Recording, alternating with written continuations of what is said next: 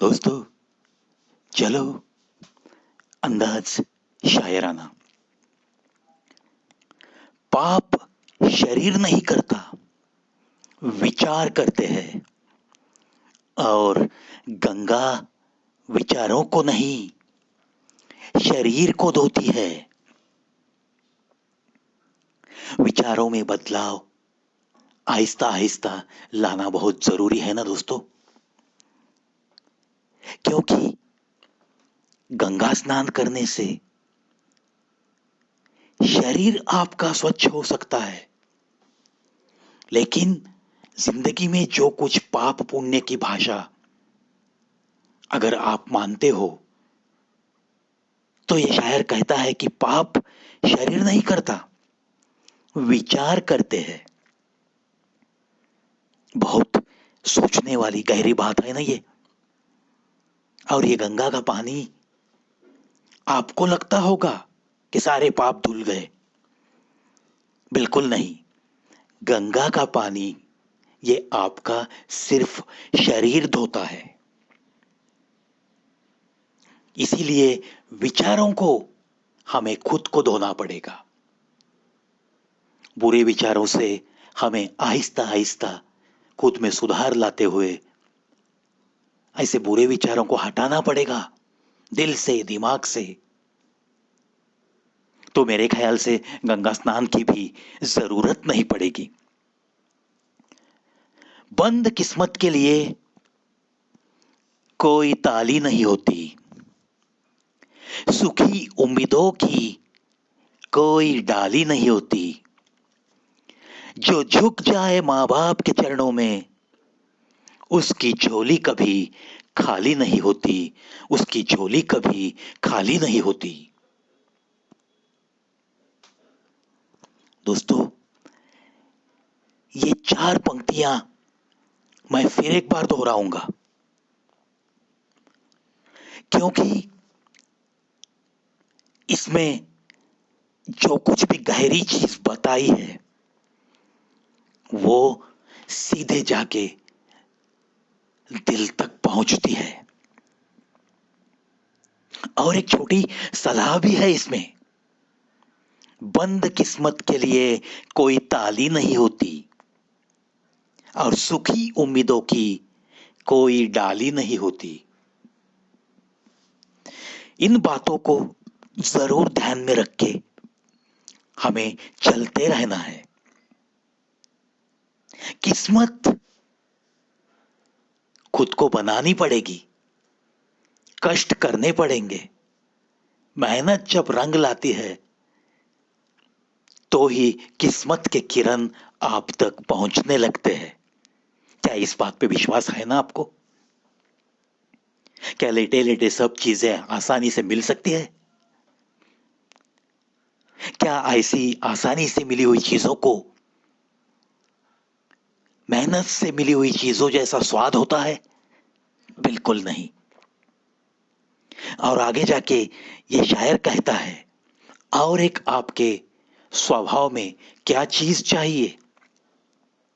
जो झुक जाए माँ बाप के चरणों में, उसकी झोली कभी खाली नहीं होती, खाली नहीं होती। आजकल तो ये बातें भी कम होने लगी है। माँ बाप के चरणों में झुकना भी शर्म सी लग रही है। माँ बाप की सेवा करना नहीं होता आजकल लोगों से। ये भी नहीं सोचते कि उनकी नन्ही जान को अगर माँ बाप ने फेंक दिया होता तो क्या होता। अगर उनकी परवरिश अच्छी नहीं की होती तो क्या होता।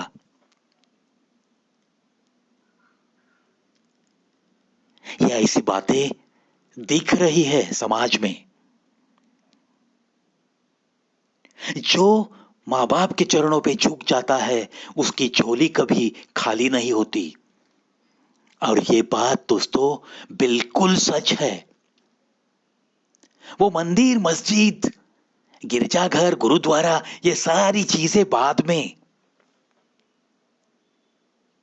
घर में जो बुजुर्ग है, अपने माता पिता है, अपने जन्मदाता है, उन झुर्रियों पे हंसी लाने की कोशिश पहले करो और उनके चरणों में झुकना सीखो। बाकी चीजें जिंदगी में अपने आप होती रहेगी। आप कष्ट करते रहो, मेहनत करते रहो, आपका उसका मीठा फल उनकी दुआओं के बलबूते पर ही जरूर मिलता रहेगा। दिल से ज्यादा उपजाऊ जगह कोई नहीं है, क्योंकि यहां जो कुछ बोया जाए बढ़ता जरूर है, फिर चाहे वो प्यार हो या नफरत हो।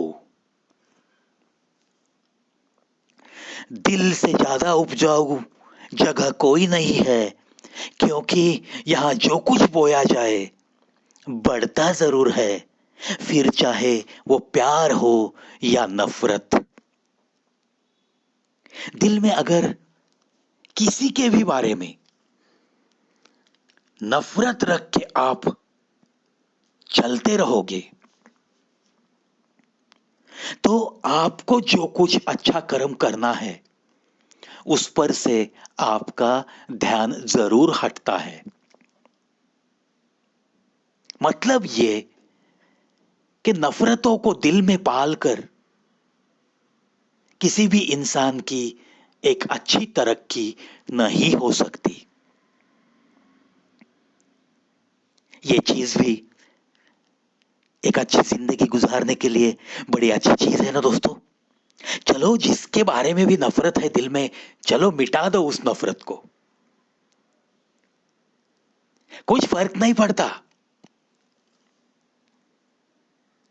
उसके लिए भी थोड़ी सी दुआ मांगो, हे भगवान चल उसका भी भला कर दे। जो आज मेरी नफरत करता है उसे अगर वक्त है तो जरूर उसके दिल में मेरे लिए नफरत जरूर रहने दे, लेकिन मेरे दिल में उसके लिए नफरत का अंश भी मत देना ए भगवान।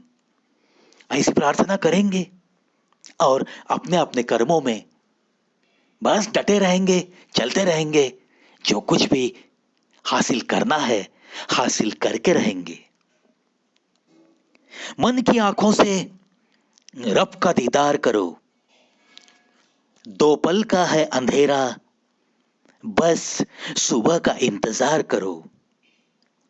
क्या रखा है आपस के बैर में यारो, छोटी सी है जिंदगी, बस हर किसी से प्यार करो, हर किसी से प्यार करो।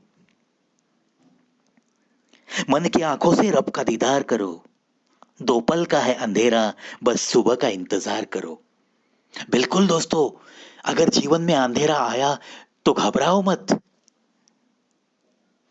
मन की आंखों से, अपने दिल से उस खुदा की प्रार्थना करो, उस भगवान के चरणों पे हर संकट अर्पित कर दो और जीते रहो।